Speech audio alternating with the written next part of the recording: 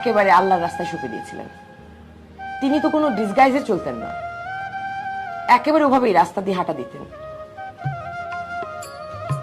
যে নামটার কথা এসেছে সেটা তো just for the official purposes, that's it. ওটা তো ব্যবহারই করেননি, ব্যবহার করে কোনো কিছু করেছেন সেটাও তো কোনো প্রমাণ আমি পাইনি। হ্যাঁ, বাট ওটা ব্যবহার করা হয়নি তো, পাসপোর্ট হয়েছে, পাসপোর্টের কাজ হয়নি তো। ইট ওয়াজ অ্যান আইডেন্টিটি, যেটা মূর্তি আঙ্কেল ইনভেস্টিগেট করে বের করেছেন সবকিছু, বাট ওগুলো তো বের করে কোনো কিছু করা হয়নি। It was just an identity, just in case maybe. আমি জানি না এটা আব্বু নিজে করেছেন না কেউ করে দিয়েছে বা কাউকে দিয়ে করিয়েছেন কিনা, আই ডোন্ট নো। আমি এগুলো সব ফাইন্ড আউট করেছি তো পরে। কিন্তু ওই আব্বু তো একেবারে খুলেই চলাচল করতেন, আব্বু তো কখনো লুকিয়ে থাকেননি, দেশেই ছিলেন, সবার মাঝখানে ছিলেন, হেঁটে বেড়াতেন রাস্তাঘাটে, নিজে বাজার করতেন। ইমামতি হচ্ছে ওই বিল্ডিংটার ইমাম ছিলেন।